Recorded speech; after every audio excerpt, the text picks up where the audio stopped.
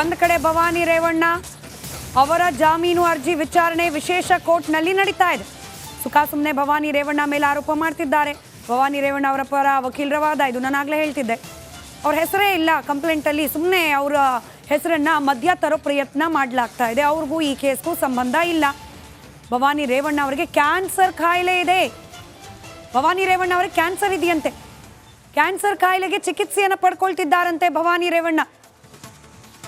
ಇದನ್ನ ಭವಾನಿ ರೇವಣ್ಣ ಪರ ವಕೀಲರಾದ ಸಂದೇಶ್ ಚೌಟ ಅವರು ನ್ಯಾಯಾಲಯದ ಮುಂದೆ ಹೇಳ್ತಿದ್ದಾರೆ. ನೋಡಿ ಸ್ವಾಮಿ, ಆಲ್ರೆಡಿ ಅವರ ಆರೋಗ್ಯ ಇಷ್ಟರ ಮಟ್ಟಿಗೆ ಹದಗೆಟ್ಟಿದೆ, ಪಾಪ ಟ್ರೀಟ್ಮೆಂಟಲ್ಲಿದ್ದಾರೆ. ಆಲ್ರೆಡಿ ಇಂಥ ದುಃಖದ ಸಂದರ್ಭದಲ್ಲಿ ಅವರ ಹೆಸರನ್ನ ನೋಡಿ, ಆ ಫೋಟೋ ಬಹಳ ಹಿಂದಿನದ್ದೇನಲ್ಲ, ಇದು ವಿಡಿಯೋ ಫೋಟೋ. ಕ್ಯಾನ್ಸರ್ ಇದೆಯಾ ಇಲ್ವಾ ಗೊತ್ತಿಲ್ಲ, ಪಾಪ ಟ್ರೀಟ್ಮೆಂಟನ್ನು ಕೊಡ್ತಿರೋ ವೈದ್ಯರು ಹೇಳಬೇಕದನ್ನು. ಭವಾನಿ ರೇವಣ್ಣ ಅವ್ರಿಗೆ ಕ್ಯಾನ್ಸರ್ ಇದೆ, ಅದಕ್ಕೆ ಟ್ರೀಟ್ಮೆಂಟ್ ತಗೊಳ್ತಾ ಇದ್ದಾರೆ ಅವರು. ಸುಮ್ಮನೆ ಅವರ ಹೆಸರನ್ನು ತಂದು ಇದರಲ್ಲಿ ಸೇರಿಸೋ ಪ್ರಯತ್ನ ಆಗ್ತಾ ಇದೆ. ಹೀಗಾಗಿ ಇನ್ ಕೇಸ್ SIT ಅವರೇನಾದರೂ ಬಂದುಬಿಟ್ಟು ಹಿಂಗೆ ಸುಮ್ಮನೆ ಅರೆಸ್ಟ್ ಮಾಡೋಕೆ ಬರೋ ಚಾನ್ಸಸ್ ಇದೆ. ಹೀಗಾಗಿ ಒಂದು ನಿರೀಕ್ಷಣಾ ಜಾಮೀನನ್ನು ಕೊಟ್ಟು ಬಿಡಿ, ದಯಪಾಲಿಸಿ ಅಂತ ಹೇಳಿ ಭವಾನಿ ರೇವಣ್ಣ ಅವರ ಪರವಾದ ವಕೀಲರು ವಾದವನ್ನು ಮಂಡನೆ ಮಾಡ್ತಾ ಇದ್ದಾರೆ. ಇದು ನಿರೀಕ್ಷಣಾ ಜಾಮೀನು ಅಂದರೆ ಅರೆಸ್ಟ್ ಮಾಡುವ ಪಾಸಿಬಿಲಿಟೀಸ್ ಇದೆ ಅನ್ನೋ ಆತಂಕ ಶುರುವಾದಾಗ ಅರೆಸ್ಟಿಗೆ ಒಂದು ತಡೆಗೋಡೆ ರೀತಿಯಲ್ಲಿ ವರ್ಕ್ ಆಗಲಿ ಅಂಥೇಳಿ.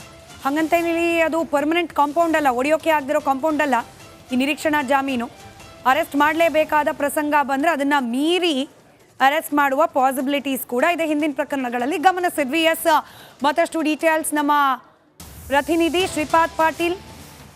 ಶ್ರೀಪಾದ್, ಕ್ಯಾನ್ಸರ್ ಇದೆ, ಟ್ರೀಟ್ಮೆಂಟ್ ತಗೊಳ್ತಾ ಇದ್ದಾರೆ, ಸುಮ್ಮನೆ ಇವರ ಹೆಸರನ್ನ ತರಲಾಗಿದೆ, ಇತ್ಯಾದಿ ಇತ್ಯಾದಿ. ಇದು ಒಂದು ರೀತಿ ಎಕ್ಸ್ಪೆಕ್ಟೆಡ್. ಪ್ರತಿ ಬಾರಿ ನಿರೀಕ್ಷಣಾ ಜಾಮೀನಿಗೆ ಯಾರೇ ಅರ್ಜಿ ಸಲ್ಲಿಸಿದ್ರು ಕೂಡ ಅಯ್ಯೋ ಪಾಪ ಅನ್ನೋ ಆ್ಯಂಗಲ್ನಲ್ಲೇನೆ ನ್ಯಾಯಾಧೀಶರ ಮುಂದೆ ಅವರ ಪರ ವಕೀಲರು ವಾದವನ್ನು ಮಂಡನೆ ಮಾಡೋದು. ಶ್ರೀಪಾದ, ಭವಾನಿ ರೇವಣ್ಣ ಅವರ ಜಾಮೀನು ಅರ್ಜಿ ವಿಚಾರಣೆ ಸದ್ಯಕ್ಕೆ ಇದರ ಮತ್ತಷ್ಟು ಅಪ್ಡೇಟ್ಸ್ ಏನಿದೆ ಹಂಚ್ಕೊಳ್ತಾ ಹೋಗೋದಾದ್ರೆ?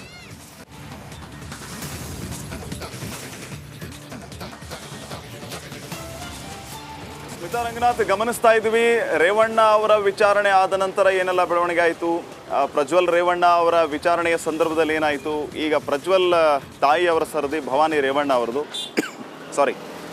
ಪ್ರಮುಖವಾಗಿ ಇಲ್ಲಿ ಮಾನವೀಯತೆ ಆಧಾರದ ಮೇಲೆ ನಮಗೆ ಎಕ್ಸ್ಕ್ಯೂಸ್ ಮಾಡಿ ಅಂತ ಹೇಳ್ತಾ ಇದ್ದಾರೆ. ಆದರೆ ಈ ವಿಚಾರ ಕೋರ್ಟ್ನಲ್ಲಿ ಎಷ್ಟು ಗಣನೆಗೆ ತೆಗೆದುಕೊಳ್ಳಲಾಗುತ್ತೆ ಅನ್ನುವಂಥದ್ದು ಬಹಳ ಮುಖ್ಯವಾಗುತ್ತೆ. ಯಾಕಂದರೆ ಕ್ಯಾನ್ಸರ್ನಿಂದ ಬಳಲುತ್ತಿದ್ದಾರೆ, ಅವರಿಗೆ ಚಿಕಿತ್ಸೆ ನಡೆಯುತ್ತಿದೆ, ಮತ್ತೊಂದು ಮಗದೊಂದು. ಆದರೆ ಈ ಕೇಸ್ಗೆ ವಿಚಾರಕ್ಕೆ ಸಂಬಂಧಪಟ್ಟಂತೆ ಆರೋಪಿ ಅನ್ನುವಂಥದ್ದು ಸ್ಟ್ಯಾಂಡ್ ಆಗುತ್ತೆ ಹೊರತಾಗಿ ಆರೋಪಿಗೆ ಸಂಬಂಧಪಟ್ಟ ಕಾಯಿಲೆ ಅಥವಾ ಆರೋಪಿಗೆ ಸಂಬಂಧಪಟ್ಟಂತಹ ಚಿಕಿತ್ಸೆ ಇಲ್ಲಿ ಮಾನ್ಯತೆಯನ್ನು ಪಡೆದುಕೊಳ್ಳುತ್ತಾ ಇಲ್ವಾ ಅನ್ನುವಂಥದ್ದು ತದನಂತರ ಡಿಸೈಡ್ ಆಗುತ್ತೆ. ಮೊದಲು ಇವರು ಆರೋಪಿ, ಇವರ ಮೇಲೆ ಇರುವಂತಹ ಆರೋಪಗಳು ನಿಜವೋ ಸುಳ್ಳವೋ ಅನ್ನೋದ್ರ ಬಗ್ಗೆ ಪ್ರಾಶಸ್ತ್ಯವನ್ನು ನೀಡಲಾಗುತ್ತೆ. ಅಪರಾಧಿಯಾಗಿದ್ದರೂ ಅಥವಾ ಆರೋಪಿಯಾಗಿದ್ದರೂ ಅವರು ಎದುರಿಸುವಂತಹ ಈ ಆರೋಗ್ಯದ ಸಮಸ್ಯೆಗಳ ಬಗ್ಗೆ ವೈದ್ಯರ ಹತ್ರ ಹೋಗಿ ಟ್ರೀಟ್ಮೆಂಟನ್ನು ತಗೊಳ್ಳಿ, ಅದಕ್ಕೂ ನಾವು ಚಿಕಿತ್ಸೆಯನ್ನು ಕೊಡುವ ವ್ಯವಸ್ಥೆಯನ್ನು SIT ಇಂದಾನೆ ಮಾಡಿಸ್ತೀವಿ ಅನ್ನುವಂತಹ ಮಾತನ್ನು ಕೋರ್ಟ್ ಬಹಳ ಸ್ಪಷ್ಟವಾಗಿ ಹೇಳುತ್ತೆ, ಸೂಚನೆಯನ್ನು ಕೂಡ ಕೊಡುತ್ತೆ. ಅದಕ್ಕಿಂತ ಪೂರ್ವದಲ್ಲಿ ಸದ್ಯಕ್ಕೆ ಇದು ಎಷ್ಟು ಮಾನ್ಯತೆಯನ್ನು ಪಡೆದುಕೊಳ್ಳುತ್ತೆ. ಸಂದೇಶ್ ಚೌಟ ಅವರು ಈಗ ಈ ವಿಚಾರವನ್ನು ಪ್ರಸ್ತಾಪ ಮಾಡಿದ್ದಾರೆ. ಅವರ ಕಕ್ಷಿದಾರರಾಗಿರುವುದರಿಂದ ಈ ವಿಚಾರಗಳನ್ನು ಅವರು ಪ್ರಸ್ತಾಪ ಮಾಡಬೇಕಾಗುತ್ತೆ, ಅದು ಸಹಜ. ಆದರೆ ತಮ್ಮ ಕಕ್ಷಿದಾರರು ಎದುರಿಸ್ತಾ ಇರುವಂತಹ ಆರೋಪಗಳೇನಿದೆಯಲ್ಲ, ಆ ಆರೋಪಗಳ ವಿಚಾರವಾಗಿ ಸ್ಟ್ಯಾಂಡ್ ಆಗುವಂತಹ ಪಾಯಿಂಟ್ಸನ್ನು ಅವರಲ್ಲಿ ರೇಸ್ ಮಾಡಿದರೆ ಮಾತ್ರ ನ್ಯಾಯಾಲಯದಲ್ಲಿ ಪ್ರಾಶಸ್ತ್ಯ ಸಿಗುತ್ತೆ. ಅಲ್ಲಿವರೆಗೂ ಅಂಟಿಲ್ ಅಂಡ್ ಅನ್ಲೆಸ್ ಈಗ ಕ್ಯಾನ್ಸರ್ ಅಥವಾ ಅದರ ಚಿಕಿತ್ಸೆ, ಅದರ ಟ್ರೀಟ್ಮೆಂಟ್, ಈ ಎಲ್ಲ ವಿಚಾರಗಳಿಗೆ ಸಂಬಂಧಪಟ್ಟಂತೆ ಪ್ರಾಧಾನ್ಯತೆ ಆರೋಪದ ನಂತರ ಸಿಗುವಂತಹದ್ದು. ಅದ್ರ ಬಗ್ಗೆಯೂ ಕೂಡ ಜಡ್ಜ್ ವೆರಿ ಕ್ಲಿಯರ್ ಆಗಿ ಹೇಳ್ತಾರೆ. ಸೊ ಸದ್ಯಕ್ಕೆ ಈ ಒಂದು ವಿಚಾರ ಯಾವ ಆಯಾಮವನ್ನು ಪಡೆದುಕೊಳ್ಳುತ್ತೆ, ಇದಕ್ಕೆ ಎಷ್ಟರ ಮಟ್ಟಿಗೆ ಕೋರ್ಟಿಂದ ಎಕ್ಸ್ಕ್ಯೂಸ್ ಸಿಗುತ್ತೆ ಅನ್ನೋದು ಸದ್ಯಕ್ಕಿನ ಪ್ರಶ್ನೆ ಆಗಿದೆ. ಸ್ಮಿತಾ, ರೈಟ್. ಧನ್ಯವಾದ ಶ್ರೀಪಾದ್ ಮಾಹಿತಿಗಾಗಿ. ದೇಶದ ಅತಿ ದೊಡ್ಡ ನೆಟ್ವರ್ಕ್ ನಿಂದ ಮೆಗಾ ಕವರೇಜ್. ದೇಶದ ಮತದಾರನ ಆದೇಶ NDAಗ ಇಂಡಿ ಒಕ್ಕೂಟಕ್ಕ. ಲೋಕ ಅಖಾಡದಲ್ಲಿ ಗೆಲ್ಲೋದ್ಯಾರು ಸೋಲೋದ್ಯಾರು. ಕರುನಾಡಿನ 28 ಕ್ಷೇತ್ರಗಳ ನಿಖರ ಫಲಿತಾಂಶ. ಫಾಸ್ಟ್ ರಿಸಲ್ಟ್, ಪಕ್ಕಾ result. Number 1 election team, number 1 network, number 1 coverage.